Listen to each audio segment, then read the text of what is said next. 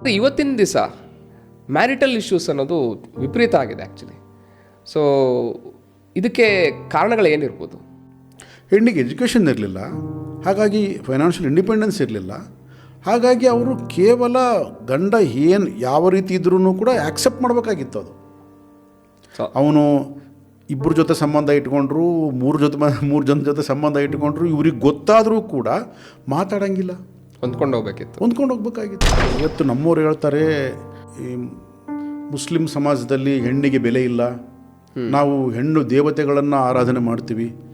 So ನಮ್ಮಲ್ಲಿ ಪರಮೇಶ್ವರಿ ಅಂತಂದರೆ ಹೆಣ್ಣು, ಲಕ್ಷ್ಮಿ ಅಂದರೆ ಹೆಣ್ಣು, ಸರಸ್ವತಿ ಇವೆಲ್ಲ ಪುಸ್ತಕಗಳಿಗೆ ಸೀಮಿತ ಅಷ್ಟೇ. ನಮ್ಮ ಒಂದು ಭಾರತದಲ್ಲೂ ಕೂಡ ಹೆಣ್ಣಿಗೆ ಯಾವುದೇ ಸ್ವಾತಂತ್ರ್ಯ ಇರಲಿಲ್ಲ. ಮಕ್ಕಳನ್ನ ಹಡಿಯುವಂಥ ಒಂದು ಪ್ರಕೃತಿ ಗಂಡಿಗಿಲ್ಲ. ಹೌದು, ಹೆಣ್ಣೇ ಒಂದು ಮಕ್ಕಳನ್ನು ಹಡಿಬೇಕಾಗಿರುತ್ತೆ. ಸೊ ಅದನ್ನು ನಾನು ಗಂಡಿಗೆ ರಿಪ್ಲೇಸ್ ಮಾಡೋಕ್ಕಾಗುತ್ತೆ? ಪಾಪ ಅವ್ರು ಯಾವ ರೀತಿ ಇದ್ದರು ಅಂದರೆ ಒಂಥರ ಪಶುಗಳ ರೀತಿ. ಪಾಪ ಅವ್ರನ್ನ ಕಟ್ಟಾಕಿಬಿಟ್ಟಿದ್ರು ಅಷ್ಟೇ. ಅವ್ರಿಗೆ ಸರಪಳಿ ಇರಲಿಲ್ಲ ಅಷ್ಟೇ ಮನೇಲಿ ಕಟ್ಟಾಕೋದಕ್ಕೆ. ಸರಪಳಿ ಇಲ್ದಂಗೆ ಕಟ್ಟಾಕಿದ್ರು ಅವ್ರನ್ನ. ಅಂದರೆ ಮಾನಸಿಕ ಸರಪಳಿ ಇತ್ತು. S, exactly. ಒಂದು ಫೈನಾನ್ಷಿಯಲಿ, ಒಂದು ಪವರ್ಲಿ ಅವರು ಮಾನಸಿಕವಾಗಿ ಕಟ್ಟಾಕಿದ್ರು ಅವ್ರನ್ನ.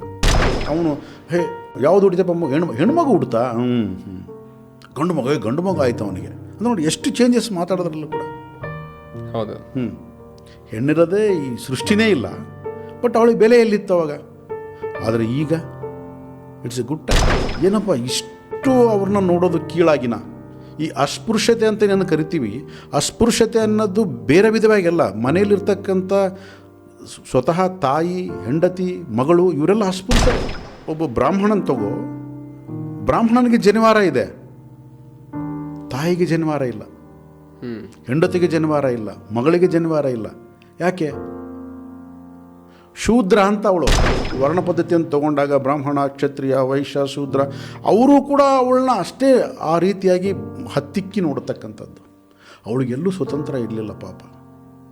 ಒಂದೊಂದು ಸಾರಿ ನನಗೆ ಅದು ನೆನೆಸ್ಕೊಂಡ್ರೆ, ಅವಾಗೆಲ್ಲ ನೆನೆಸ್ಕೊಂಡ್ರೆ ಕಣ ನೀರು ಬರುತ್ತೆ ನನಗೆ. ಯಾವ ರೀತಿ ನಡೆಸ್ಕೊಂಡಿರೋದು ಅವ್ರನ್ನ. ಪಶುಗಳಿಗಿಂತ ಹೀನವಾಗಿ ನಡೆಸ್ಕೊಂಡಿದ್ದಾರೆ. ಹಿಂಗಾಗಬಾರ್ದಾಗಿತ್ತು.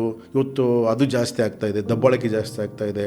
ಹೆಂಡತಿ ಗಂಡನ ಮಾತು ಕೇಳ್ದೆ. ಯಾಕೆ ಕೇಳ್ಬೇಕು ಗಂಡನ ಮಾತು? ವೈ ಏನು ಗಂಡು ಯಾವುದರಲ್ಲಿ ಹೆಚ್ಚು? ನೀನು ಪ್ರಕೃತಿಯಲ್ಲಿ ನೀನು ಹೆಣ್ಣನ್ನು ರೀಪ್ಲೇಸ್ ಮಾಡೋಕ್ಕೆ ಗಂಡು ಆಗಲ್ಲ, ಗಂಡು ರೀಪ್ಲೇಸ್ ಮಾಡೋಕ್ಕೆ ಹೆಣ್ಣಾಗಲ್ಲ, ಅದನ್ನು ಆ್ಯಕ್ಸೆಪ್ಟ್ ಮಾಡೋಣ. ಬಟ್ ನಿನ್ನ ಮಾತು ಯಾಕೆ ಕೇಳಬೇಕು? ಯಾಕೆ ನೀನು ಅವಳ ಮಾತು ಕೇಳ್ಬೋದಲ್ಲ. ಸೊ ಅದನ್ನು ಗಂಡು ಒಪ್ತಾ ಇಲ್ಲ ಆ್ಯಕ್ಚುಲಿ. ಅದಕ್ಕೆ ಯಾಕೆ ಒಪ್ತಾ ಇಲ್ಲ ಅಂದರೆ ನಮ್ಮ DNA ಆ ರೀತಿ ಸ್ಟ್ರಕ್ಚರ್ ಆಗಿಬಿಟ್ಟಿದೆ. ಗಂಡ ಹೆಂಡತಿನ ಡಿವೈಡ್ ಮಾಡ್ಬೋದು. ಗಂಡ ಡಿವೈಡ್ ಆಗ್ತಾನೆ, ಹೆಂಡತಿ ಡಿವೈಡ್. ದಂಪತಿನ ಡಿವೈಡ್ ಮಾಡಿ ವರ್ಡ್ನ ನೋಡೋಣ. ದಮ್ಮು ಪತಿ ಮಾಡಕ್ಕೆ ಬರುತ್ತಾ? ಆಗಲ್ಲ.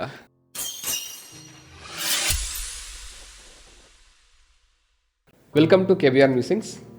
ಸೊ ಇವತ್ತಿನ ದಿವಸ ನಮ್ಮ ಜೊತೆಗೆ KBR ಮ್ಯೂಸಿಂಗ್ಸ್ ಪಾಡ್ಕಾಸ್ಟ್ ಚಾನಲಲ್ಲಿ ಭೀಮೇಶ್ ರೆಡ್ಡಿ ಸರ್ ಇದ್ದಾರೆ. Welcome to KBR musings sir. Thank you Harish. So ನಾವು ಒಂದು ಇಂಟ್ರೆಸ್ಟಿಂಗ್ ಟಾಪಿಕ್ ಅಂತಲೇ ಅನ್ಬೋದು, ಮ್ಯಾರಿಟಲ್ ಇಶ್ಯೂಸ್. ಸರ್, ಇವಾಗ ನಮ್ಮ ಹಿರಿಯರು ಆ್ಯಕ್ಚುಲಿ ಅವರ ಒಂದು ಕಾಲದಲ್ಲಿ ಸಾಮರಸ್ಯ ಜೀವನ ನಡೆಸ್ತಾ ಇದ್ರು. ಅಲ್ಲಿ ಯಾವುದೇ ಜಗಳ ಇಲ್ಲದೆ ಇರ್ತಕ್ಕಂಥ ಒಂದು ಸಂದರ್ಭ, ಅಂದರೆ ಹೆಚ್ಚು ಕಾಲ ಜೊತೆಗಿರ್ತಾ ಇದ್ರು ಅಂತ ಅನ್ಬೋದು ಆ್ಯಕ್ಚುಲಿ.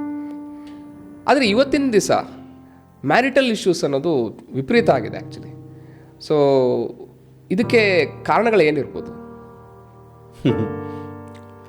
ಸೊ ಮ್ಯಾರಿಟಲ್ ಇಶ್ಯೂಸ್ ಅನ್ನೋದು ಇವತ್ತು ಜಾಸ್ತಿ ಆಗ್ತಾ ಇದೆ. ಓಕೆ, ಯಾಕೆಂದರೆ ಈಗ ಹೆಂಗಸಿಗೆ ಅಂದರೆ ಹೆಣ್ಣಿಗೆ ಸ್ವಲ್ಪ ಆಪ್ಷನ್ಸ್ ಜಾಸ್ತಿ ಸಿಗ್ತಾ ಇದೆ ಇವಾಗ. ನೀವು ಹೇಳಿದ್ರಿ ನಮ್ಮ ಅಜ್ಜ ಅಜ್ಜಿಂದರ ಕಾಲದಲ್ಲಿ ಅಥವಾ ನಮ್ಮ ತಂದೆ ತಾಯಿಗಳ ಕಾಲದಲ್ಲಿ ಇಷ್ಟು ಇಶ್ಯೂಸ್ ಇರಲಿಲ್ಲ ಅಂತ.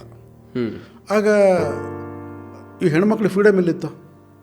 ಮನೆಯಲ್ಲೇ ಇರ್ತಾ ಇದ್ರು. ಅಲ್ಲ, ಮನೇಲೆಲ್ಲ ಫ್ರೀಡಮ್ ಎಲ್ಲಿತ್ತು? ಫೈನಾನ್ಷಿಯಲ್ ಫ್ರೀಡಮ್ ಇರಲಿಲ್ಲ ತಾನೇ. ಅವರು always depending on there husband.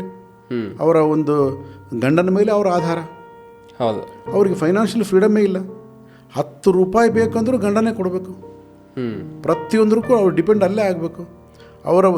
ಅವರು ಏನೂ ಇಲ್ಲ, ಕೇವಲ ಒಂದು ಏನಂತಾರೆ, ಅವ್ರು ಮನುಷ್ಯರು ಅಂತ ಪಾಪ ಹೇಳ್ಕೊಳ್ಳೋಕೆ ಕೂಡ ಇರಲಿಲ್ಲ. ನಾನು ನೋಡಿದ್ದೀನಿ, ನಮ್ಮ ಅಜ್ಜ ಅಜ್ಜಿ ನಾನು ನೋಡಿದ್ದೀನಿ. ಅಲ್ಲ, ಅಲ್ಲಿ ಪ್ರೇಮ ಇತ್ತು ಇಲ್ಲ ಅಂತಲ್ಲ, ಬಟ್ ಅಲ್ಲಿ ಏನಿತ್ತು ಅಂತಂದರೆ ಪ್ರೇಮಕ್ಕಿಂತ ಹೆಚ್ಚಾಗಿ ಅನಿವಾರ್ಯತೆ ಇತ್ತು. ಬೇರೆ ದಾರಿ ಇರಲಿಲ್ಲ. ಓಕೆ. ಆಗ ಹೆಣ್ಣಿಗೆ ಸ್ವತಂತ್ರ ಇರಲಿಲ್ಲ. ಸ್ವತಂತ್ರ ಅನ್ನೋದಕ್ಕಿಂತ ಆರ್ಥಿಕ ಸ್ವತಂತ್ರ ಅನ್ನೋದು ಭಾಳ important. Financial independence is very important. ಇವತ್ತಿನ ಕಾಲಘಟ್ಟದಲ್ಲಿ ಫೈನಾನ್ಷಿಯಲ್ ಇಂಡಿಪೆಂಡೆನ್ಸ್ ಬರ್ತಾ ಇದೆ. ಹೌದು. ಆಮೇಲೆ ಫೈನಾನ್ಷಿಯಲ್ ಇಂಡಿಪೆಂಡೆನ್ಸ್ ಕಾರಣ ಏನಪ್ಪ ಅಂದರೆ ಎಜುಕೇಷನ್. ಹಿಂದಿನ ಕಾಲದಲ್ಲಿ ನಮ್ಮ ಅಜ್ಜಿಯಲ್ಲಿ ಏನು ಓದಿದ್ಲು, ನಮ್ಮ ತಾಯಿ ಏನು ಓದಿದ್ಲು? ಹೆಣ್ಣಿಗೆ ಎಜುಕೇಷನ್ ಇರಲಿಲ್ಲ, ಹಾಗಾಗಿ ಫೈನಾನ್ಷಿಯಲ್ ಇಂಡಿಪೆಂಡೆನ್ಸ್ ಇರಲಿಲ್ಲ. ಹಾಗಾಗಿ ಅವರು ಕೇವಲ ಗಂಡ ಏನು ಯಾವ ರೀತಿ ಇದ್ರೂ ಕೂಡ ಆ್ಯಕ್ಸೆಪ್ಟ್ ಮಾಡಬೇಕಾಗಿತ್ತು. ಅದು ಅವನು ಇಬ್ಬರ ಜೊತೆ ಸಂಬಂಧ ಇಟ್ಕೊಂಡ್ರು, ಮೂರು ಜನ ಜೊತೆ ಸಂಬಂಧ ಇಟ್ಕೊಂಡ್ರು, ಇವ್ರಿಗೆ ಗೊತ್ತಾದರೂ ಕೂಡ ಮಾತಾಡೋಂಗಿಲ್ಲ, ಹೊಂದ್ಕೊಂಡು ಹೋಗ್ಬೇಕಾಗಿತ್ತು. ಬೇರೆ ದಾರಿ ಇರಲಿಲ್ಲ. ಆಗ ಹೆಣ್ಣು ಅಂತಂದರೆ ಕೇವಲ ಮನೆಗೆ ಸೀಮಿತ, ಅವಳು ಕೇವಲ ಒಂಥರ ಕೂಲಿಯವಳಾಗಿದ್ಲು. ಅಡುಗೆ ಮನೆಗೆ ಅಷ್ಟೇ, ಅಡುಗೆ ಮನೆಗೆ ಕೂಲಿಯವಳು ಅಷ್ಟೇ, ಜಸ್ಟ್ ಆ ಥರ ಟ್ರೀಟ್ ಮಾಡ್ತಾಯಿದ್ರು. ಇವತ್ತು ನಮ್ಮವ್ರು ಹೇಳ್ತಾರೆ, ಈ ಮುಸ್ಲಿಂ ಸಮಾಜದಲ್ಲಿ ಹೆಣ್ಣಿಗೆ ಬೆಲೆ ಇಲ್ಲ, ನಾವು ಹೆಣ್ಣು ದೇವತೆಗಳನ್ನು ಆರಾಧನೆ ಮಾಡ್ತೀವಿ. ಸೊ ನಮ್ಮಲ್ಲಿ ಪರಮೇಶ್ವರಿ ಅಂತಂದರೆ ಹೆಣ್ಣು, ಲಕ್ಷ್ಮಿ ಅಂದರೆ ಹೆಣ್ಣು, ಸರಸ್ವತಿ ಇವೆಲ್ಲ ಪುಸ್ತಕಗಳಿಗೆ ಸೀಮಿತ ಅಷ್ಟೇ. ನಮ್ಮ ಒಂದು ಭಾರತದಲ್ಲೂ ಕೂಡ ಹೆಣ್ಣಿಗೆ ಯಾವುದೇ ಸ್ವಾತಂತ್ರ್ಯ ಇರಲಿಲ್ಲ. ಮುಂಚೆ ಕೂಡ ಯಾವತ್ತೂ ಇಲ್ಲ ಸ್ವತಂತ್ರ. ಇವಾಗ ಸ್ವತಂತ್ರ ಬಂದಿದೆ, ಹೆಣ್ಣಿಗೆ ಸ್ವತಂತ್ರ ಇರಲಿಲ್ಲ. ನಮ್ಮಲ್ಲಿ ರಾಜರಿಗೆ ರಾಣಿಯರಾಗಿರ್ಬೋದು, ಅಥವಾ ಕೆಲವು ರಾಣಿಯರು ರಾಜ್ಯಭಾರ ಮಾಡಿರ್ಬೋದು. ಇವತ್ತು ಕಿತ್ತೂರು ರಾಣಿ ಚೆನ್ನಮ್ಮನ ತಗೊಳ್ಳಿ, ರಾಣಿ ಅಬ್ಬಕ್ಕ ತಗೊಳ್ಳಿ, ಈ ಥರ ಹಲವಾರು ನಮಗೆ ಈ ಥರ ರಾಣಿಯರನ್ನ ನಾವು ನೋಡ್ತೀವಿ. ಸೊ ಅದು ಫಾರಿನ್ ಕಂಟ್ರೀಸಲ್ಲಿ ಕೂಡ ಆ ಥರ ಇದ್ದಾರೆ. ಹೌದು, ರಾಣಿಯರು ರಾಜ್ಯಭಾರ ಮಾಡಿರ್ತಕ್ಕಂಥದ್ದು ಫಾರಿನ್ ಕಂಟ್ರೀಸಲ್ಲೂ ಕೂಡ ಬೇಕಾದಷ್ಟು ನಮಗೆ ಪುರಾವೆಗಳು ಸಿಗ್ತವೆ. ಓಕೆ, ಸೊ ಅದನ್ನು ನಾವು ಹೊರತಾಗಿಟ್ಟುಕೊಂಡು ಕಾಮನ್ ಮ್ಯಾನ್ನ ಒಂದು ಲೈಫ್ ಲೀಡ್ ಮಾಡ್ತಕ್ಕಂಥ ಒಂದು ಪರಿಸ್ಥಿತಿಯನ್ನು ನಾವು ನೋಡಿಕೊಂಡಾಗ ನಮ್ಮ ಭಾರತದಲ್ಲಿ ಹೆಂಗಸರಿಗೆ ಸ್ವತಂತ್ರ ಇರಲಿಲ್ಲ. ಯಾಕಂದರೆ ಪುರುಷಾಧಿಕ್ಯವಾಗಿರ್ತಕ್ಕಂಥ ಸಮಾಜ. ಪುರುಷ ಏನು ಹೇಳ್ತಾನೆ ಅದೇ ಇದು. ಅದಕ್ಕೆ ಮಗನೇ ಮುಖ್ಯ. ಮಗ ಹುಟ್ಟಬೇಕಾಗಿತ್ತು. ಅದಕ್ಕೆ ಎಲ್ಲೂ ಕೂಡ ನಮ್ಮ ಪುಸ್ತಕಗಳಲ್ಲಿ ಮಗಳು ಅಂತಿಲ್ಲ, ಮಗನೇ ಮುಖ್ಯ. ಯಾಕೆ ಅಂತಂದರೆ ಯುದ್ಧಕ್ಕೆ ಹೋಗೋರು ಗಂಡಸರೇ, ಸೊ ಮಕ್ಕಳೇ ಹೋಗ್ತಾಯಿದ್ರು. ಸೊ ಹಾಗಾಗಿ ಯುದ್ಧದಲ್ಲಿ ಮರಣ ಹೊಂದಿದ ನಂತರ ಮತ್ತೆ ಪ್ರಜೋತ್ಪತ್ತಿಗೆ ಬೇಕಾಗಿದ್ದಂಥ ಅಂಶ ಯಾವುದು? ಮಗ. ವಂಶವೃದ್ಧಿ ಆಗಿರ್ಬೋದು, ದೇಶ ಮುಂದಕ್ಕೆ ಹೋಗ್ಬೇಕಾಗಿರ್ಬೋದು, ಪ್ರಜೋತ್ಪತ್ತಿ ಆಗಿರ್ಬೋದು, ಮಗ. ಆದ ಕಾರಣ ಪುರುಷ ಆಧಿಕ್ಯವಾಗಿರ್ತಕ್ಕಂಥ ಸಮಾಜ ಇತ್ತು. ಹಾಗಾಗಿ ಹೆಣ್ಣಿಗೆ ಸ್ವತಂತ್ರ ಅನ್ನೋದಿರಲಿಲ್ಲ. ಸೊ ಆಗ ಬೇರೆ ಆಪ್ಷನ್ ಇಲ್ಲ. ಈಗ ಆಪ್ಷನ್ ಇದೆ. ಹೌದು, ಹೆಣ್ಣು ಫೈನಾನ್ಷಿಯಲಿ ಇಂಡಿಪೆಂಡೆನ್ಸ್ ಆಗಿದ್ದಾಳೆ ಇವಾಗ. She is educated. Okay, so ಇವು ಯಾವಾಗ ಇದು ಎರಡು ಬಂತು, ಎಜುಕೇಷನಿಂದ ಫೈನಾನ್ಸ್ ಬರುತ್ತೆ. ಎಜುಕೇಷನು ಫೈನಾನ್ಸ್ ಬಂದ ತಕ್ಷಣ ಆಲೋಚನೆ ಮಾಡೋಕ್ಕೆ ಶುರು ಮಾಡ್ತಾಳೆ. ನಾನೇನು ಕಡಿಮೆ ಅಂತಾಳೆ, ನಾನು ಸರಿಸಮ ಅಂತಾಳೆ. ಸೊ ಯಾವಾಗ ಒಂದು ಮನೆಯಲ್ಲಿ ಇಬ್ಬರು ನಾನು ಸರಿಸಮಾನ ಅನ್ನೋ ಇಗೋನೆಸ್ ಸ್ಟಾರ್ಟ್ ಆಗುತ್ತೋ, ಆ ಇಗೋಯಿಂದಲೇ ಕ್ಲಾಶಸ್ ಸ್ಟಾರ್ಟ್ ಆಗ್ತವೆ. ಹೌದು, ಈಗ ಇಲ್ಲಿ ಯಾರು ಸರಿ ಯಾರು ಸಮಾನ ಅನ್ನೋದ್ರ ಬಗ್ಗೆ ಫಸ್ಟ್ ಚರ್ಚೆ ಆಗ್ಬೇಕು. ಇವಾಗ ಗಂಡಿಗೆ ಹೆಣ್ಣು ಯಾವತ್ತೂ ಸಮ ಅಲ್ಲ, ಹೆಣ್ಣಿಗೆ ಗಂಡು ಯಾವತ್ತೂ ಸಮ ಅಲ್ಲ. ಪ್ರಕೃತಿ ಆ ಥರ ಸಮ ಕೊಟ್ಟಿಲ್ಲ. ಇಬ್ಬರು ಬೇರೆ ಬೇರೆ ಅವರು. ಬಟ್ ಹೊಡೆದಾಡ್ತಾ ಇದ್ದಾರೆ ಇಬ್ಬರು. ಆ ಒಂದು ಇಗೋನಸ್ಸು, ನಾನೇನು ಕಡಿಮೆ, ಯಾರೂ ಕಡಿಮೆ ಅಲ್ಲ. ಬಟ್ ಹೆಣ್ಣಿಗೆ ಹೆಣ್ಣೇ ಸಾಟಿ, ಗಂಡಿಗೆ ಗಂಡೇ ಸಾಟಿ. ಹೆಣ್ಣಿನ ಒಂದು ಸ್ಥಾನವನ್ನು ಗಂಡು ರಿಪ್ಲೇಸ್ ಮಾಡೋಕ್ಕಾಗಲ್ಲ, ಗಂಡಿನ ಸ್ಥಾನವನ್ನು ಹೆಣ್ಣು ರಿಪ್ಲೇಸ್ ಮಾಡೋಕ್ಕಾಗಲ್ಲ. ಆದರೆ ಇಲ್ಲಿ ಯಾವುದರಲ್ಲಿ ಸಮಾನ ಅನ್ನೋದನ್ನು ಫಸ್ಟು ತಿಳ್ಕೊಬೇಕಾಗಿದೆ ಅಂತ ಅನ್ಬೋದು. ಹೌದೌದೌದು. ಪ್ರಕೃತಿಯಲ್ಲಿ ಅಸಮಾನರು, ಅದನ್ನು ಪ್ರಪಂಚದಲ್ಲಿ ಕೇಳ್ತಾ ಇದ್ದಾರೆ. ಪ್ರಕೃತಿ ಅಸಮಾನತೆ ಕೊಟ್ಟಿದೆ. ಅಸಮಾನತೆ ಅಂತ ಇನ್ ದ ಸೆನ್ಸ್, ಈ ಹಸಿವು, ನಿದ್ದೆ, ಭಯ, ಮೈಥುನ ಸೇಮ್, ಅದು ಆ ಪ್ರಕೃತಿ ಎಲ್ಲ ಹೇಳ್ತಾ ಇರೋದು ನಾನು. ಗಂಡಿಗೆ ಇವತ್ತು ನಮ್ಮ ಒಂದು ಮಕ್ಕಳನ್ನ ಹಡಿಯುವಂಥ ಒಂದು ಪ್ರಕೃತಿ ಗಂಡಿಗಿಲ್ಲ. ಹೌದು, ಹೆಣ್ಣೇ ಒಂದು ಮಕ್ಕಳನ್ನು ಹಡಿಬೇಕಾಗಿರುತ್ತೆ. ಸೊ ಅದನ್ನು ನಾನು ಗಂಡಿಗೆ ರಿಪ್ಲೇಸ್ ಮಾಡೋಕ್ಕಾಗುತ್ತಾ? ಆಗಲ್ಲ, ಖಂಡಿತ ಇಲ್ಲ. ಸೊ ಆ ರೀತಿಯಾಗಿ ಒಂದು ಮೃದುತ್ವವಾಗಿರ್ಬೋದು, ಅವರ ಒಂದು ಭಾವನೆಗಳಾಗಿರ್ಬೋದು, ಅವೆಲ್ಲವೂ ಪ್ರಕೃತಿಯಲ್ಲಿ ಭಿನ್ನ. ಅದಕ್ಕೆ ನಾನೊಂದು ಕೆಲವು ದಿನಗಳ ಹಿಂದೆ ಒಂದು ಪುಸ್ತಕ ಓದಿದ್ದೆ, men from Mars, women from Venus ಅಂತ. ಬ್ಯೂಟಿಫುಲ್ ಬುಕ್ ಅದು. ಅಂದರೆ ಆ ಆಥರ್ ಬರೆದಿರ್ತಕ್ಕಂಥ ರೀತಿ, ಅವನು ಆಲೋಚನೆ ಮಾಡಿಕೊಂಡಿರ್ತಕ್ಕಂಥ ರೀತಿ ಅದು ಇದು ತಪ್ಪಾಗಿರ್ಬೋದೇ ಹೊರತು, ಬಟ್ ಕೆಲವು ಕಾರಣಗಳೇನು ಕೊಟ್ಟಿರ್ತಾನೆ ಅವೆಲ್ಲವೂ ಒಳ್ಳೆ ಗುಡ್ ರೀಸನ್ಸ್ ಎಲ್ಲವೂ ಕೂಡ. ಯಾಕೆಂದರೆ ಹೆಣ್ಣಿನ ಭಾಷೆ ಬೇರೆ, ಹೆಣ್ಣು ಅರ್ಥ ಮಾಡ್ಕೊಳ್ತಕ್ಕಂಥ ರೀತಿ ಬೇರೆ, ಗಂಡಿನ ಭಾಷೆ ಬೇರೆ, ಗಂಡು ಅರ್ಥ ಮಾಡ್ಕೊಳ್ತಕ್ಕಂಥ ರೀತಿ ಬೇರೆ. Complete different. ಒಂದು ಸೈಕಲಾಜಿಕಲ್ ಆಗಿ ನೋಡಿದಾಗ ಹೆಣ್ಣಿಗೂ ಗಂಡಿಗೂ ಕಂಪ್ಲೀಟ್ ಡಿಫ್ರೆಂಟು. ಹೆಣ್ಣು ಅರ್ಥ ಮಾಡ್ಕೊಳ್ಳೋ ರೀತಿ ಬೇರೆ, ಹೆಣ್ಣು ಮಾತಾಡೋ ರೀತಿ ಬೇರೆ. ಅದಕ್ಕೆ ತೆಲುಗಲ್ಲಿ ಒಂದು ಮಾತಿದೆ, ಆಡವಾಳ ಮಾಟಲಕ್ಕಿ ಅರ್ಥಾಲೇ ವೇರುಲೆ ಅಂತ. ಅಂದರೆ ಹೆಂಗಸರ ಮಾತಿಗೆ ಅರ್ಥಗಳೇ ಬೇರೆ ಅಂತೆ. ಅವ್ರು ಹೌದು ಅಂದರೆ ಅಲ್ಲ ಅಂತೆ, ಅದು ಅವರು ಅಲ್ಲ ಅಂದರೆ ಹೌದು ಅಂತೆ.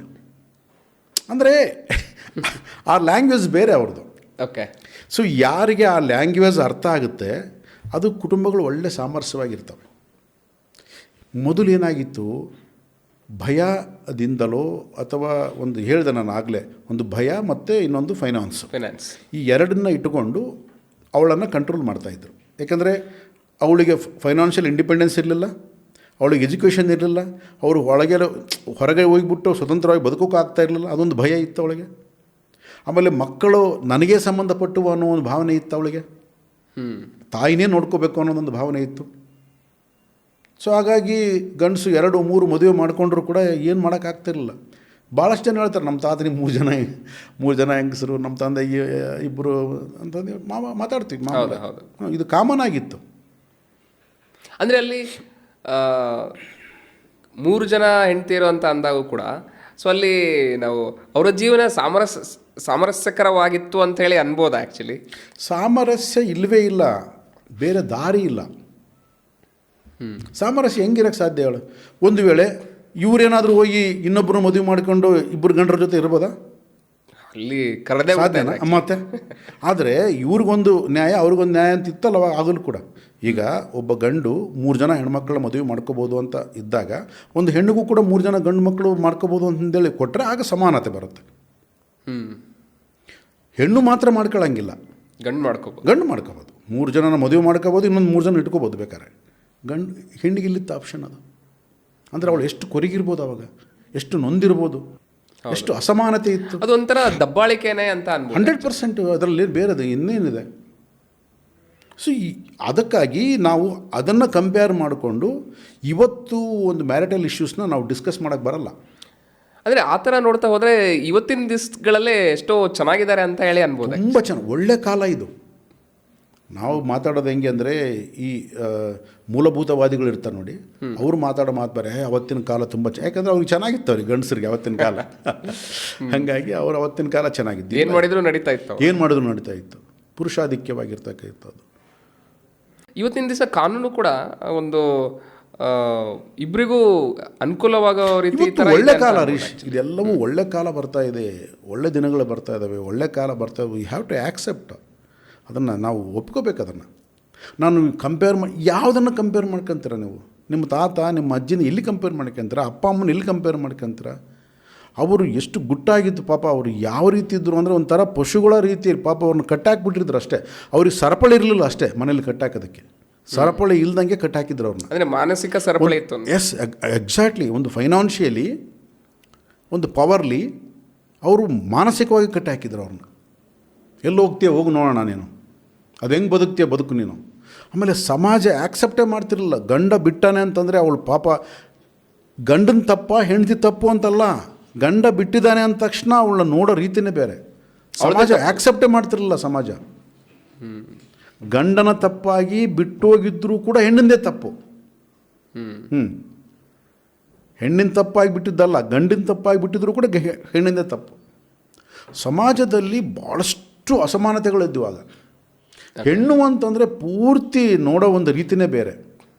ನಾವು ಸುಮ್ಮನೆ ಈಗ ಇಸ್ಲಾಂ ಧರ್ಮದಲ್ಲಿ 4 ಮದುವೆ ಮಾಡ್ಕೋಬೋದು, 5, ನಮ್ಮಲ್ಲೂ ಕೂಡ 4 ಮದುವೆ 5 ಮದುವೆ ಎಲ್ಲ ಮಾಡ್ಕೊಂಡು ಪುಣ್ಯಾತ್ಮರು ಇದ್ದಾರೆ. ಹೌದು, ಇಲ್ಲ ಅಂತ ಏನಿಲ್ಲ. ನಮ್ಮಲ್ಲೂ ಕೂಡ ಹೆಣ್ಣನ್ನು ಭಾಳಷ್ಟು ನಾವು ನೋಡಿರ್ತಕ್ಕಂಥ ರೀತಿ ನೀತಿಗಳು ಇದ್ದಾವೆ. ದೇವದಾಸಿ ಪದ್ಧತಿಗಳು ಅಲ್ಲ, ದೇವದಾಸಿ ಪದ್ಧತಿ ಅದು ಬೇರೆ, ಅದು ಸಾಮಾಜಿಕವಾಗಿರ್ತಕ್ಕಂಥ ಪದ್ಧತಿ, ಅದನ್ನು ಸಪ್ರೇಟಾಗಿ.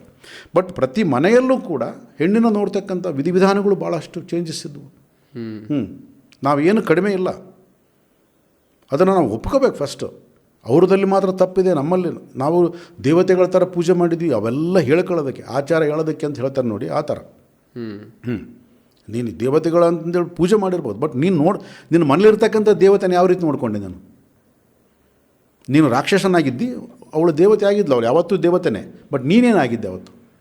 ಅಂದರೆ ಅಲ್ಲೂ ಕೂಡ ಒಂದು ಸನಾತನ ಪದ್ಧತಿ ಅನ್ನೋದು ಕೂಡ ಫಾಲೋ ಮಾಡ್ತಾ ಇರಲಿಲ್ಲ ಅಂತ ಅನ್ಬೋದಾ ಸರ್ ಆ್ಯಕ್ಚುಲಿ? ಅಲ್ಲ, ಸನಾತನ ಪದ್ಧತಿ ಅನ್ನೋದನ್ನು ನಾವು ತೆಗೆದು ನೋಡಿದಾಗ ನಾವು ಜೀವನ ವಿಧಾನ ಭಾಳಷ್ಟು ವ್ಯತ್ಯಾಸಗಳಿವೆ ನಮಗೆ.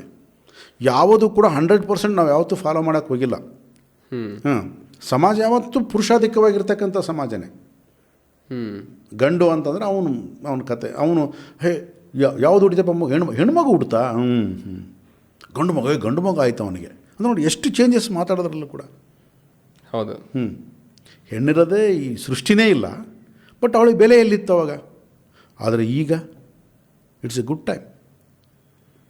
ಈಗಾಗಲೇ ಸ್ವಲ್ಪ ಇವಾಗಲೂ ಇನ್ನೂ ಸಮಾನತೆ ಬಂದಿಲ್ಲ. ಇವಾಗಲೂ ಇನ್ನೂ ಅವಳನ್ನು ನಾವು ಆ್ಯಕ್ಸೆಪ್ಟ್ ಮಾಡ್ತಾ ಇಲ್ಲ. ಇನ್ನೂ ಎಷ್ಟು ಒಂದು 25-30% ಆ್ಯಕ್ಸೆಪ್ಟ್ ಮಾಡಿರ್ಬೋದು, ಬೇರೆ ವಿಧಿ ಇಲ್ಲದೆ. ಅಂದರೆ ಅವರು ಓವರ್ ಪವರ್ ಆಗಿ ಬಂದಿರೋದ್ರಿಂದ ಬರ್ತಾರೆ, ಇನ್ನೂ ಬರ್ತಾರೆ. ಅವರು ಇನ್ನೂ 50% ಬರಬೇಕು. ನಾನು ಈ ಡೋರಿ ಕೇಸಸ್ಸು ಇದು ನೋಡಿಬಿಟ್ಟಿದ್ದೆ ನರೇಶ್. ನನಗೆ ಭಾಳಷ್ಟು, ನನಗೆ ಆಗಲಿಂದಲೇ ಕೂಡ ಈ ಏನಪ್ಪ ಇಷ್ಟು ಅವ್ರನ್ನ ನೋಡೋದು ಕೀಳಾಗಿನ ಈ ಅಸ್ಪೃಶ್ಯತೆ ಅಂತ ಏನು ಕರಿತೀವಿ, ಅಸ್ಪೃಶ್ಯತೆ ಅನ್ನೋದು ಬೇರೆ ವಿಧವಾಗಿಲ್ಲ. ಮನೆಯಲ್ಲಿರ್ತಕ್ಕಂಥ ಸ್ವತಃ ತಾಯಿ, ಹೆಂಡತಿ, ಮಗಳು ಇವರೆಲ್ಲ ಅಸ್ಪೃಶ್ಯರೇ. ಈಗ ಒಬ್ಬ ಬ್ರಾಹ್ಮಣನ ತಗೋ, ಬ್ರಾಹ್ಮಣನಿಗೆ ಜನಿವಾರ ಇದೆ, ತಾಯಿಗೆ ಜನಿವಾರ ಇಲ್ಲ, ಹೆಂಡತಿಗೆ ಜನಿವಾರ ಇಲ್ಲ, ಮಗಳಿಗೆ ಜನಿವಾರ ಇಲ್ಲ. ಯಾಕೆ? ಶೂದ್ರ ಅಂತ ಅವಳು. ಈತ ಬ್ರಾಹ್ಮಣ, ಅವಳು ಶೂದ್ರ. ಸೊ ಹಾಗಾಗಿ ಬ್ರಾಹ್ಮಣ ಪದ್ಧತಿಯಲ್ಲೇ ಗಂಡಸಿಗೆ ಜನಿವಾರ ಇದೆ, ಹಾಗಾಗಿ ಹೆಣ್ಸಿಗೆ ಜನಿವಾರ ಇಲ್ಲ. ಕೇವಲ ಈ ಬ್ರಾಹ್ಮಣ ಪದ್ಧತಿಯಲ್ಲಿ ಈ ರೀತಿ, ಬಟ್ ಮಿಕ್ಕಿದ ಎಲ್ಲ ಜನಾಂಗದವರು ಇದ್ರಲ್ಲ, ಈ ವರ್ಣ ಪದ್ಧತಿಯನ್ನು ತಗೊಂಡಾಗ ಬ್ರಾಹ್ಮಣ, ಕ್ಷತ್ರಿಯ, ವೈಶ್ಯ, ಶೂದ್ರ, ಅವರೂ ಕೂಡ ಅವಳನ್ನ ಅಷ್ಟೇ ಆ ರೀತಿಯಾಗಿ ಹತ್ತಿಕ್ಕಿ ನೋಡತಕ್ಕಂಥದ್ದು. ಅವಳಿಗೆಲ್ಲೂ ಸ್ವತಂತ್ರ ಇರಲಿಲ್ಲ ಪಾಪ. ಒಂದೊಂದು ಸಾರಿ ನನಗೆ ಅದು ನೆನೆಸ್ಕೊಂಡ್ರೆ, ಅವಾಗೆಲ್ಲ ನೆನೆಸ್ಕೊಂಡ್ರೆ ಕಣ ನೀರು ಬರುತ್ತೆ ನನಗೆ. ಯಾವ ರೀತಿ ನಡೆಸ್ಕೊಂಡಿರೋದು ಅವ್ರನ್ನ, ಪಶುಗಳಿಗಿಂತ ಹೀನವಾಗಿ ನಡೆಸ್ಕೊಂಡಿದ್ದಾರೆ. ಇವತ್ತು ಅದನ್ನು ಕಂಪೇರ್ ಮಾಡಿಕೊಂಡು ಏನಪ್ಪ ಹಿಂಗಾಗ್ತಾ ಇದೆ ಸಮಾಜ, ಏನಾಗ್ತಾ ಇಲ್ಲ. ಇವತ್ತು ನಡೀತಾ ಇರೋದು ಭಾಳ ಕರೆಕ್ಟಾಗಿ ನಡೀತಾ ಇದೆ.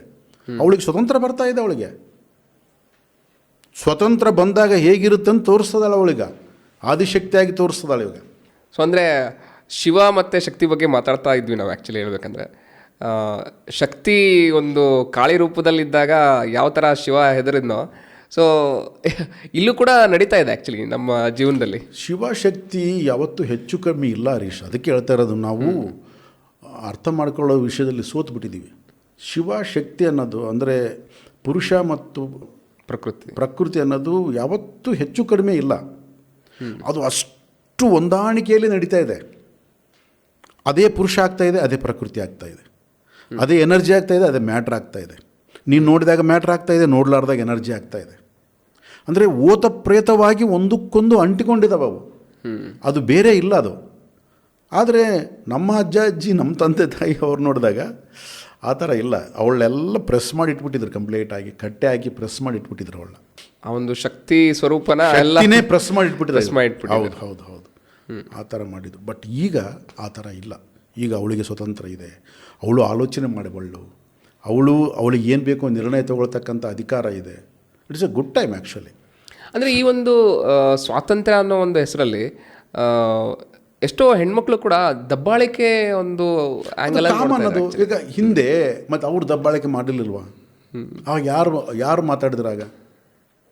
ಈಗ ಎಲ್ಲೋ 1-2 ಇನ್ಸಿಡೆಂಟ್ನ ನೋಡಿಕೊಂಡು ಅವಳು ದಬ್ಬಾಳಿಕೆ ಮಾಡ್ತಿದ್ದಾರೆ. ಅವತ್ತಿನ ಸಾವಿರಾರು ವರ್ಷಗಳಿಂದ ಅವಳ ಒಂದು ವಾಯ್ಸೇ ಇರಲಿಲ್ಲ ಅವಳಿಗೆ. ಈಗ ಅವಳಿಗೆ ವಾಯ್ಸ್ ಬರ್ತಾ ಇದೆ. ಆಗಲೇ ಹತ್ತಿಕ್ಬೇಕು ಅದನ್ನು ವಾಯ್ಸ್ನ. ಅಯ್ಯೋ ದಬ್ಬಾಳಿಕೆ ಅಂತಂದೆ. ಹೆಂಗೆ ಆಗುತ್ತೆ? ಇನ್ನೂ ಅವಳು ರೈಸ್ ಆಗ್ತಾಳೆ, ಇನ್ನೂ ಅವಳು ಬರ್ತಾಳೆ, ಆವಾಗ ಗೊತ್ತಾಗುತ್ತೆ. ಅಂದರೆ ನಾನು ಹೇಳ್ತಿರೋದು, ಕೆಲವೊಂದು ಬೇಕು ಅಂತಲೇ ಕೆಲವೊಬ್ಬರು ಗಂಡಸಿನ ಮೇಲೆ ಹರೀಶ್, ಅದು ಕಾಮನ್. ಅದು ಬೇಕು ಅಂತ ಕೆಲವೊಂದು 5% ಇರುತ್ತೆ ಅಂತ ಅಂದ್ಕೊಳ್ಳಿ. ಈ 95% ರೈಸ್ ಆಗಬೇಕಾದ್ರೆ 5% ಕೂಡ ಅದ್ರ ಜೊತೆಗೆ ಆಗ್ತಾ ಇರ್ತದೆ. ಅದು ಮಾಮೂಲಿ. ಅದು ಈಗ ಶುಗರ್ ಫ್ಯಾಕ್ಟ್ರಿಯಲ್ಲಿ ಮೊಲಾಸಿಸ್ ತಯಾರಾದಂಗೆ. ನನಗೆ ಮೊಲಾಸಿಸ್ ಬರೀ ಶುಗರ್ ಬೇಕಂದ್ರೆ ಬರುತ್ತಾ? ಇಟ್ಸ್ ಎ ನೇಚರ್, ಕಾಮನ್ ಅದು. ಆ 5% ಇದ್ದೇ ಇರ್ತಾರೆ ಅವರು. ಅವ್ರನ್ನ ನಾವು ಏನು ಮಾಡೋಕ್ಕಾಗಲ್ಲ, ಆ್ಯಕ್ಸೆಪ್ಟ್ ಮಾಡ್ಬೇಕು ಅದನ್ನು. ಅವ್ರಿಗೆಲ್ಲ ಆ ಒಂದು ಆ್ಯರೋಗೆನ್ಸ್ ಇರುತ್ತೆ. ಅವ್ರಿಗೂ ಅದೆಲ್ಲ ಹಿಂದಿಂದೆಲ್ಲ ಜ್ಞಾಪಕ ಇರುತ್ತೆ. ನಮ್ಮ ಇವತ್ತೆಲ್ಲ ಇವತ್ತು ನಾನು ತೋರಿಸ್ತೀನಿ ಅನ್ನೋದಿರುತ್ತೆ, ಮಾಮೂಲಿ ಅದು. ಅಂಥವ್ರ ಕೈಯಾಗ ಸಿಕ್ಕಂಥವ್ರು ಹೋಗ್ತಾರೆ ಅವರು. ಏನು ಮಾಡೋಕ್ಕಾಗಲ್ಲ. ಸೊ ಇವತ್ತಿನ ಕಾಲಘಟ್ಟದಲ್ಲಿ ನಾವು ಯಾವ ರೀತಿ ಬದುಕಬೇಕು ಅನ್ನೋದು ಭಾಳ ಇಂಪಾರ್ಟೆಂಟ್. ಇದು ಹಿಂಗಿರಬಾರ್ದು ಅಂತ ಹೇಳಕ್ಕೆ ಬರಲ್ಲ. ಯಾಕೆಂದರೆ ಕಾಲ ಅನ್ನೋದು ಅದು ಚೇಂಜ್ ಆಗ್ತಾನೇ ಇರ್ತದೆ. ಯಾವುದು change is a constant. Constant ಯಾವುದು? Always changing. ಚೇಂಜ್ ಅನ್ನೋದೇ ಕಾನ್ಸ್ಟೆಂಟ್. ಚೇಂಜ್ ಆಗ್ತಾನೇ ಇರಬೇಕು, ಹೀಗೇ ಇರೋಕ್ಕಾಗಲ್ಲ. ಬಟ್ ಈ ಚೇಂಜನ್ನು ನಾವು ಯಾವ ರೀತಿ ಆಕ್ಸೆಪ್ಟ್ ಮಾಡಬೇಕು, ಅದನ್ನು ನಾವು ಯಾವ ರೀತಿ ಅನುಕೂಲ ಮಾಡ್ಕೋಬೇಕು, ಅದಕ್ಕೆ ನಾವು ಯಾವ ರೀತಿ ಸಾಮರಸ್ಯವಾಗಿ ಮುಂದಕ್ಕೆ ಹೋಗಬೇಕು, ಜೀವನವನ್ನು ಯಾವ ರೀತಿ ನಾವು ಬದಲಾಯಿಸ್ಕೊಳ್ಬೇಕು, ಈ ಜೀವನದಲ್ಲಿ ನಾವು ಯಾವ ರೀತಿ ನಮಗೆ ನಾವು ದೇವರಾಗಬೇಕು, ದಟ್ ಈಸ್ ಅ ಕ್ವಶನ್. ಅದು ಬಿಟ್ಟು ಹಿಂಗಾಗಬಾರ್ದಾಗಿತ್ತು, ಇವತ್ತು ಅದು ಜಾಸ್ತಿ ಆಗ್ತಾಯಿದೆ, ದಬ್ಬಾಳಿಕೆ ಜಾಸ್ತಿ ಆಗ್ತಾಯಿದೆ, ಹೆಂಡತಿ ಗಂಡನ ಮಾತು ಕೇಳ್ದೆ. ಯಾಕೆ ಕೇಳ್ಬೇಕು ಗಂಡನ ಮಾತು? ವೈ ಯಾಕೆ ಕೇಳ್ಬೇಕು? ಅವಳಿಗಿಲ್ವಾ? ಅವಳಿಗೂ ಒಂದು ರೆಸ್ಪಾನ್ಸಿಬಿಲಿಟಿ ಇಲ್ವಾ? ಆಮೇಲೆ ಅವಳಿಗೂ ಒಂದು ಸ್ವತಂತ್ರತೆ ಅನ್ನೋದಿಲ್ಲ. ಮತ್ತು ಯಾಕೆ ಕೇಳಬೇಕು? ಏನು ಗಂಡು ಯಾವುದರಲ್ಲಿ ಹೆಚ್ಚು? ನೀನು ಪ್ರಕೃತಿಯಲ್ಲಿ ನೀನು ಹೆಣ್ಣನ್ನು ರೀಪ್ಲೇಸ್ ಮಾಡೋಕ್ಕೆ ಗಂಡು ಆಗಲ್ಲ, ಗಂಡನ್ನ ರೀಪ್ಲೇಸ್ ಮಾಡೋಕ್ಕೆ ಹೆಣ್ಣಾಗಲ್ಲ, ಅದನ್ನು ಆ್ಯಕ್ಸೆಪ್ಟ್ ಮಾಡೋಣ. ಬಟ್ ನಿನ್ನ ಮಾತು ಯಾಕೆ ಕೇಳಬೇಕು? ಯಾಕೆ ನೀನು ಅವಳ ಮಾತು ಕೇಳ್ಬೋದಲ್ಲ? ಸೊ ಅದನ್ನು ಗಂಡು ಒಪ್ತಾ ಇಲ್ಲ ಆ್ಯಕ್ಚುಲಿ. ಅದಕ್ಕೆ ಯಾಕೆ ಒಪ್ತಾ ಇಲ್ಲ ಅಂದರೆ ನಮ್ಮ DNA ಆ ರೀತಿ ಸ್ಟ್ರಕ್ಚರ್ ಆಗಿಬಿಟ್ಟಿದೆ. ನಮ್ಮ ಜೀನ್ಸಲ್ಲೇ ಆ ರೀತಿ ಇದೆ. ಗಂಡಸು ಅಂದರೆ ದೊಡ್ಡವನು, ಅವನೆಲ್ಲ ಸರ್ವಾಧಿಕಾರಿ, ಆ ಥರ ನಮ್ಮ ಸ್ಟ್ರಕ್ಚರ್ ಡೆವಲಪ್ ಆಗಿದೆ, ಆ ಥರ ನಮ್ಮ ಬ್ರೈನ್ ಮ್ಯಾಪಿಂಗ್ ಆಗಿದೆ. ನಾವು ಅದನ್ನೇ ನಂಬಿಕೊಂಡು ಬಂದಿದ್ದೀವಿ. ಆದ ಕಾರಣ ನಮಗೆ ಅದನ್ನು ಹಿಡಿಸ್ತಾ ಇಲ್ಲ.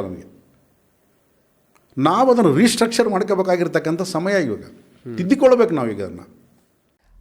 ಹಲವಾರು ವಿಚಾರಗಳ ಬಗ್ಗೆ ಭೀಮಶ್ರೀ ಸರ್ ನಮ್ಮ ಜೊತೆಗೆ ಚರ್ಚೆ ಮಾಡ್ತಾ ಇದ್ದಾರೆ. ಸೊ ಹಾಗೆ ಅವ್ರು ಬರೆದಿರ್ತಕ್ಕಂಥ ಮೂನ್ಲೈಟ್ ಮ್ಯೂಸಿಂಗ್ಸ್, ಇದು ಇಂಗ್ಲಿಷ್ ಪುಸ್ತಕ. ಇದೇ ಒಂದು ಪುಸ್ತಕ ನಮಗೆ ಕನ್ನಡದಲ್ಲಿ ಕೂಡ ದೊರೆಯುತ್ತೆ, ಚಂದ್ರ ಮೇಲೆ ಬಂದ ನೋಡು ಎಂಥ ಚಂದ ಅಂತ ಹೇಳಿ. ಈ ಒಂದು ಪುಸ್ತಕ ರೀಸೆಂಟಾಗಿ ರಿಲೀಸ್ ಆಗಿದೆ. ಇದನ್ನು ಪ್ರಾಣಿಗಳ ಮುಖಾಂತರ, ಒಂದು ನಾಯಣ್ಣ ಅಂತ ಹೇಳಿ ಕರಿತೀವಿ, ಅದರಲ್ಲಿ ನಾಯಣ್ಣ ಮತ್ತು ಗೋಮಾತೆ ಅಂದರೆ ಒಂದು ಬುದ್ಧಿವಂತ, ಸ್ಪಿರಿಚುವಲಲ್ಲಿ ಹೈ ಲೆವೆಲ್ ನಾಲೆಜ್ ಇರ್ತಕ್ಕಂಥ ಒಂದು ಪ್ರಾಣಿ ಅನ್ನೋ ಒಂದು ದೃಷ್ಟಿಯಿಂದ ಆ ಮೆಟಾಫರ್ ಆಗಿ ಯೂಸ್ ಮಾಡಿ ಬರೆದಿರ್ತಕ್ಕಂಥ ಒಂದು ಪುಸ್ತಕ. ಈ ಪ್ರಾಣಿಗಳು ಮನುಷ್ಯನ ಬಗ್ಗೆ ಮಾತಾಡ್ತಾ ಹೋಗ್ತವೆ. ಸೊ ಹಾಗೆ ಮನುಷ್ಯನ ಜೀವನ ಯಾವ ರೀತಿ ಇದೆ, ಮತ್ತು ಮನುಷ್ಯ ಯಾವ ರೀತಿ ತನ್ನಲ್ಲಿ ಒಂದು ಕ್ವಶನ್ಗಳನ್ನು ಹಾಕೋಬೋದು, ಮತ್ತು ಅವನ ಜೀವನವನ್ನು ಸಾಮಾನ್ಯ ಜೀವನದಿಂದ ಅತ್ಯುನ್ನತವಾದಂತಹ ಒಂದು ಜೀವನಕ್ಕೆ ಯಾವ ರೀತಿ ಕೊಂಡೊಯ್ಬೋದು, ಆಧ್ಯಾತ್ಮಿಕ ಒಂದು ಪ್ರವೇಶನ ಯಾವ ರೀತಿ ಮಾಡ್ಬೋದು ಅನ್ನೋದಕ್ಕೆ ಈ ಒಂದು ಪುಸ್ತಕ ನಿಮಗೆ ದಾರಿದೀಪವಾಗಿ ನಿಲ್ಲುತ್ತೆ. ಸೊ ಹಾಗಾಗಿ ಈ ಒಂದು ಪುಸ್ತಕವನ್ನು ನೀವು ಅಮೆಝಾನಲ್ಲಿ ಕೂಡ ಪರ್ಚೇಸ್ ಮಾಡ್ಬೋದು. ಹಾಗೆ ನಮ್ಮಿಂದ ಡೈರೆಕ್ಟಾಗಿ ಪರ್ಚೇಸ್ ಮಾಡಿದರೆ ನಿಮಗೆ ಡಿಸ್ಕೌಂಟ್ ಕೂಡ ದೊರೆಯುತ್ತೆ. ಆ ಒಂದು ಪರ್ಚೇಸಿಂಗ್ ಲಿಂಕ್ ಈ ಯೂಟ್ಯೂಬ್ ಡಿಸ್ಕ್ರಿಪ್ಷನ್ ಅಡಿಯಲ್ಲಿ ನಿಮಗೆ ಸಿಗುತ್ತೆ. ಆ ಲಿಂಕ್ನ ಕ್ಲಿಕ್ ಮಾಡೋದ್ರ ಮುಖಾಂತರ ಈ ಪುಸ್ತಕವನ್ನು ನೀವು ಪರ್ಚೇಸ್ ಮಾಡ್ಬೋದು. ಕರೆಕ್ಟ್. ಸೊ ಹಾಗೆ ನಾವು ಮಾತಾಡ್ತಾ ಹೋದ್ವಿ ಮ್ಯಾರಿಟಲ್ ಇಶ್ಯೂಸ್ ಬಗ್ಗೆ. ನೀವು ಒಂದು ಸಂದರ್ಭದಲ್ಲಿ ಹೇಳ್ತಾ ಹೋದ್ರಿ, ಗಂಡ ಹೆಂಡತಿ ಬೇರೆ, ದಂಪತಿಗಳು ಬೇರೆ ಅಂತ ಹೇಳ್ಬಿಟ್ಟು. ಅದ್ರ ಬಗ್ಗೆ ಸ್ವಲ್ಪ ಹೇಳ್ತೀರಾ? ಗಂಡ ಹೆಂಡತಿ ಅಂತಂದರೆ, ಗಂಡ ಅಂದರೆ ಗಂಡು, ಹೆಣ್ಣು ಅಂದರೆ ಹೆಂಡತಿ. ಸೊ ಅವ್ರು ಯಾವತ್ತೂ ಕೂಡ ಡಿವೈಡ್ ಆಗೇ ಇರ್ತಾರೆ. ಹೌದು. ಸೊ ಮದುವೆ ಆದಾಗ ಅವ್ರು ಗಂಡ ಹೆಂಡತಿ, ಪಾಣಿಗ್ರಹಣ ಆಯಿತು ಅಂದರೆ ತಾಳಿ ಆಯಿತು, ಮನೆಗೆ ಬಂದರು, ಅವ್ರ ಮನೆಗೆ ಇವ್ರ ಮನೆಗೆ ಅವ್ರು ಹೋದ್ರ ಅನ್ನೋದಕ್ಕಿಂತ ಅವರಿಬ್ಬರು ಒಂದು ಗಂಡು ಹೆಣ್ಣು ಗಂಡ ಹೆಂಡತಿ ಆದರು. ಆ ಗಂಡ ಹೆಂಡತಿ ಹೋಗಿ ದಂಪತಿಗಳಾಗಬೇಕು. ನೋಡಿ, ಗಂಡ ಹೆಂಡತಿನ ಡಿವೈಡ್ ಮಾಡ್ಬೋದು. ಗಂಡ ಡಿವೈಡ್ ಆಗ್ತಾನೆ, ಹೆಂಡತಿ ಡಿವೈಡ್. ದಂಪತಿನ ಡಿವೈಡ್ ಮಾಡಿ ವರ್ಡ್ನ ನೋಡೋಣ. ದಮ್ಮು ಪತಿ ಮಾಡೋಕ್ಕೆ ಬರುತ್ತಾ? ಆಗಲ್ಲ. ಡಿವೈಡ್ ಮಾಡೋಕ್ಕೆ ಬರದೇ ಇರ್ತಕ್ಕಂಥ ಒಂದು ಸರ್ಕಮ್ಸ್ಟೆನ್ಸಸ್ಗೆ ನಾವು ಹೋಗ್ಬೇಕು. ನಾವು ಆಗ ಹೋಗಬೇಕು ಅಂತಂದ್ರೆ ಏನಪ್ಪ, ಇಬ್ಬರಲ್ಲಿ ಅಂಡರ್ಸ್ಟ್ಯಾಂಡಿಂಗ್ಸ್ ಅಷ್ಟೇ. ಇಲ್ಲಿ ಹೆಚ್ಚು ಕಡಿಮೆ ಅದೆಲ್ಲ ಇಲ್ಲದಂತೆ ಅಂಡರ್ಸ್ಟ್ಯಾಂಡಿಂಗ್ಸ್ ಡೆವಲಪ್ ಆಗಬೇಕು. ಹೆಂಡತಿ ಅಂದರೆ ಕಡಿಮೆ, ನಾನು ಅಂದರೆ ಹೆಚ್ಚು, ಅಥವಾ ಹೆಂಡತಿ ಅಂದರೆ ಹೆಚ್ಚು, ನಾನು ಅಂದರೆ ಕಡಿಮೆ, ಈ ಥರ ಅಲ್ಲ. ಅಂಡರ್ಸ್ಟ್ಯಾಂಡಿಂಗ್ಸ್ ಡೆವಲಪ್ ಆಗಬೇಕು. ಯಾವಾಗ ಅಂಡರ್ಸ್ಟ್ಯಾಂಡಿಂಗ್ಸ್ ಡೆವಲಪ್ ಆಯಿತಾ, ಗಂಡ ಹೆಂಡತಿ ಅನ್ನೋ ಕಕ್ಕೂನ್ನ ಶೆಲ್ ಹೊಡೆದು ಬಟರ್ಫ್ಲೈ ಆಗ್ತಾರೆ. ಬಟರ್ಫ್ಲೈ ಆದ್ರೇ ದಂಪತಿ. ಬಿಫೋರ್ ಬಟರ್ಫ್ಲೈ ಏನಪ್ಪ, ಕಕ್ಕೂನ್. ಅದು ಗಂಡ ಹೆಂಡತಿ ಅನ್ನೋ ಒಂದು ಕಕ್ಕೂನಲ್ಲಿ ಇರ್ತಾರೆ.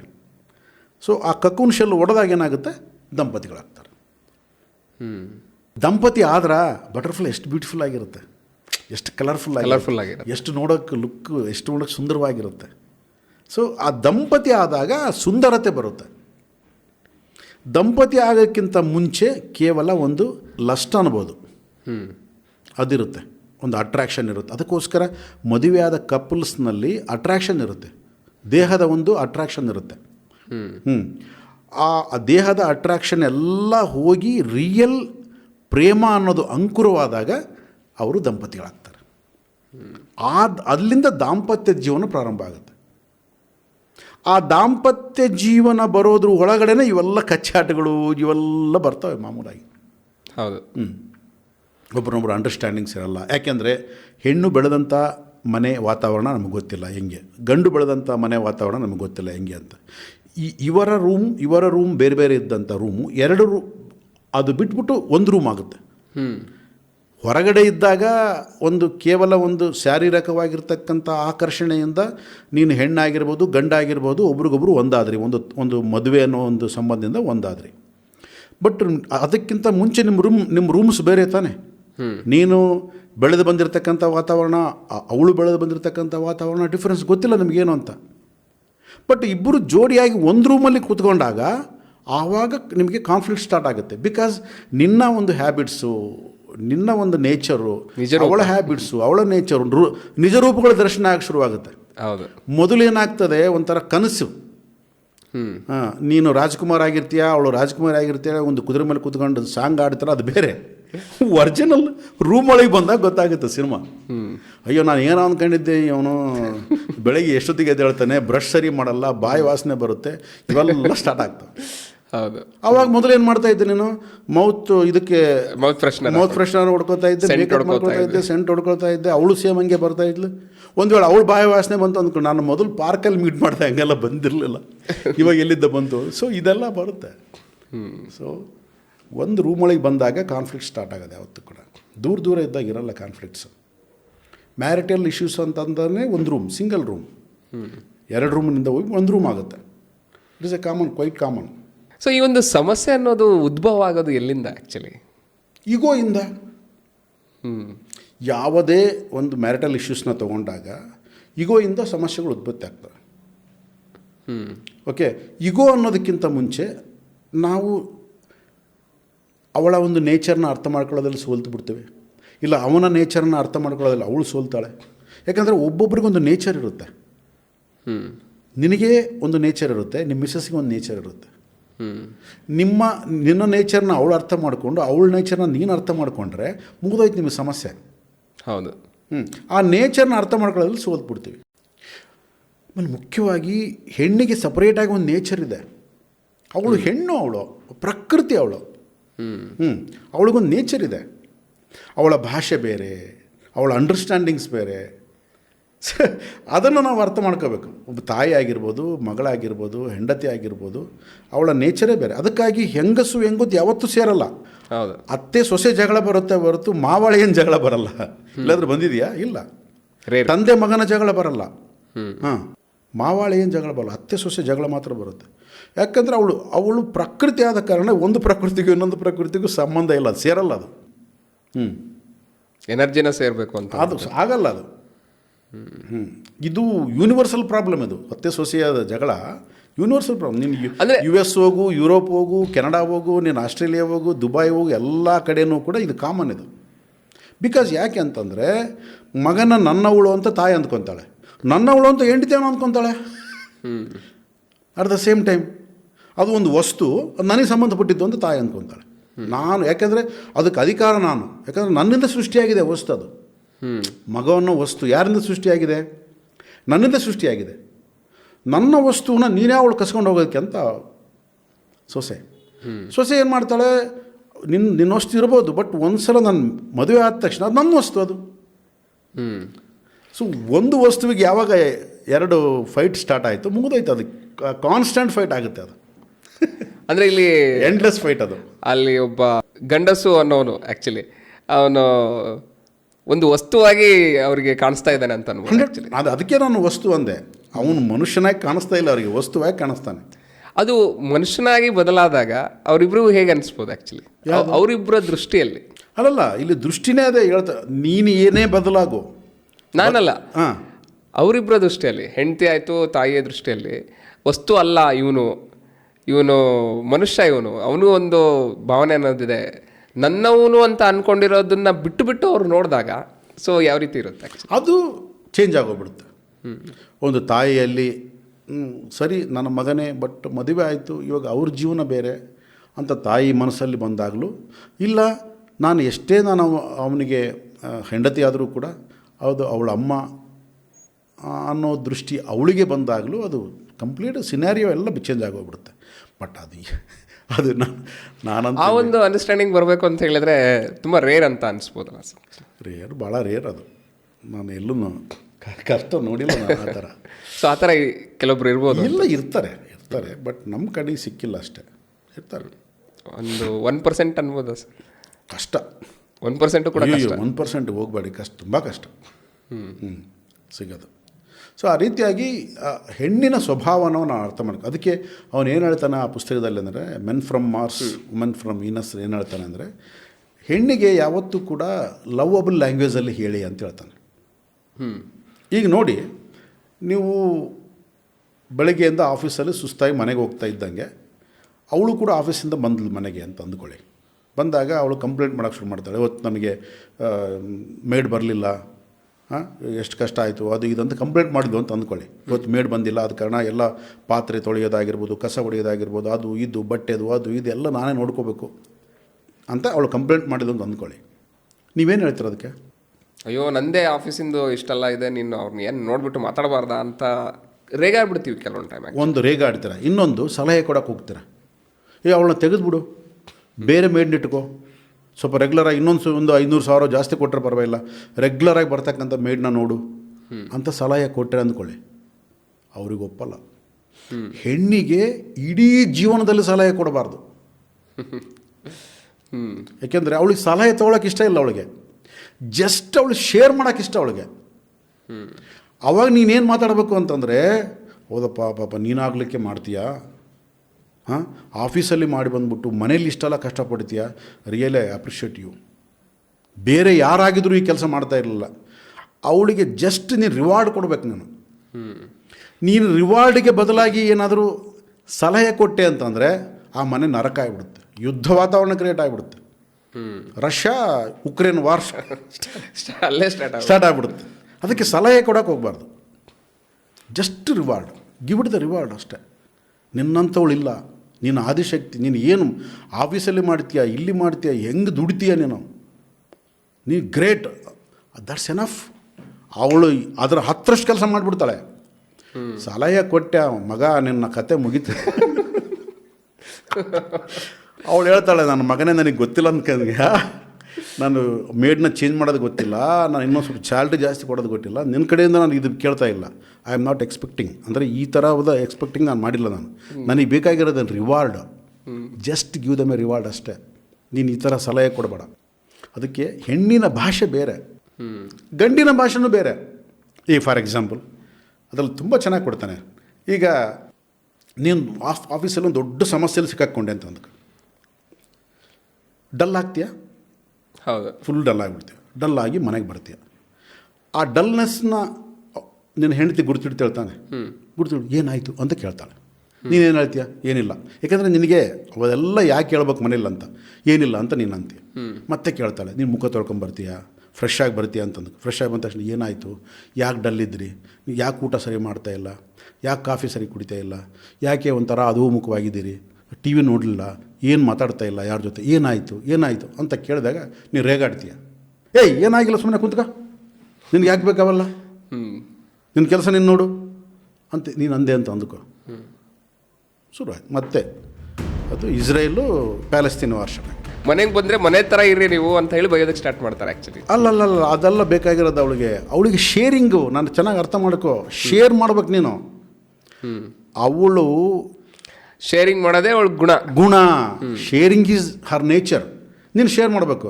ನನ್ನ ಆಫೀಸಲ್ಲಿ ಈ ಥರ ಒಂದು ಸಮಸ್ಯೆ ಬಂತು, ಇದೆಲ್ಲ ಆಯಿತು ಅಂತೆಲ್ಲ ಶೇರ್ ಮಾಡಿದಾಗ ಅವಳು ಸಲಹೆ ಕೊಡೋಕೆ ಶುರು ಮಾಡ್ತಾಳೆ. ಅವಳು ಬೇಕಾದ್ರೆ ಸಲಹೆ ಕೊಡ್ಬೋದು, ತೊಗೊಳಕ್ಕೆ ರೆಡಿ ಇಲ್ಲ. ಅಲ್ಲಲ್ಲ, ಅವಳು ನಿನ್ನ ಸಲಹೆ ಕೇಳಲ್ಲ, ಅವಳು ಸಲಹೆ ಕೊಡ್ತಾಳೆ. ಅಲ್ಲ, ನಾವು ಕೊಟ್ಟಿರೋ ಸಲಹೆ ತೊಗೊಳಕ್ಕೆ ಅವಳಿಗೆ ಇಷ್ಟ ಇಲ್ಲ. ನೀನು ಸಲಹೆನೇ ಕೊಡಬಾರ್ದು, ತೊಗೊಳಕ್ಕೆ ಇಷ್ಟ ಇಲ್ಲಲ್ಲ. ನೀನು ಸಲಹೆನೇ ಕೊಡೋಂಗಿಲ್ಲ ನೀನು. ಬಟ್ ಅವ್ರ ಸಲಹೆ ಕೊಟ್ಟರೆ ನಾವು ತೊಗೋಬೇಕು. ನೀನು ತೊಗೊತೇ ಬಿಡ್ತೇ ಗೊತ್ತಿಲ್ಲ, ಅವಳು ಸಲಹೆ ಕೊಡ್ತಾಳೆ. That is her nature. ಅವಳಿಗೇನಪ್ಪ ಅಂದರೆ ನೀನು ಶೇರಿಂಗ್ ಬೇಕು, ಯಾವುದೇ ಒಂದು ಶೇರಿಂಗ್ ಕೇಳ್ತಾಳೆ. ನೀನು 4 ಹೆಂಗಸರು ಕೂತ್ಕೊಂಡಾಗ ನೋಡಿ ಏನು ಮಾಡ್ತಾರೆ, ಮಾತಾಡ್ತಾರೆ, ಸಜೆಷನ್ ಶೇರ್ ಮಾಡ್ತಿರ್ತಾರೆ. ನನ್ನ ಮನೆದು ಹಿಂಗೆ, ನಿನ್ನ ಮನೆದ ಹಿಂಗೆ ಎಲ್ಲ ಶೇರ್ ಮಾಡ್ತಾ ಇರ್ತಾರೆ. ಶೇರ್ ಮಾಡಿಬಿಟ್ಟು ಒಬ್ರಿಗೊಬ್ರು ಸಲಹೆ ಕೊಟ್ಕೊತಾರೆ. ಬಟ್ ಯಾರ ಸಲಹೆ ಯಾರು ಪಾಲನೆ ಮಾಡಲ್ಲ.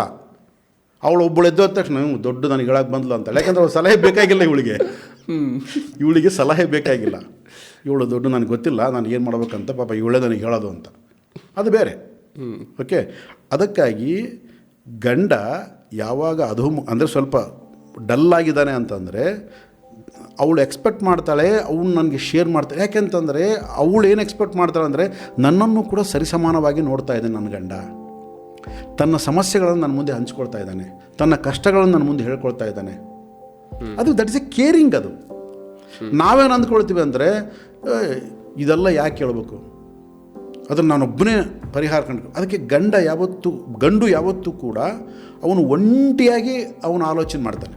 ಬೇಕಾದ್ರೆ ನೋಡಿ, ಸಮಸ್ಯೆ ಬಂದಾಗ ನಾವು 4 ಜನ ಬಿಟ್ಬಿಡ್ತೀವಿ, ಒಂಟಿಯಾಗಿ ಕೂತ್ಕೋತೀವಿ, ಒಂಟಿಯಾಗಿ ಆಲೋಚನೆ ಮಾಡ್ತೀವಿ. ಯಾಕಂದರೆ ನಮಗೊಂದು ಗುಹೆ ಇರುತ್ತಂತೆ, ಆ ಗುಹೆ ಒಳಗೆ ಹೋಗ್ತೀವಿ ನಾವು. ಹೋಗಿ ಕೂತ್ಕೊಂಡು ಆ ಗುಹೆ ಒಳಗೆ ಕೂತ್ಕೊಂಡು ಪರಿಹಾರ ಹುಡುಕ್ತೀವಿ ನಾವು. ಹೆಣ್ಣಿಗೆ ಆ ಥರ ಅಲ್ಲ.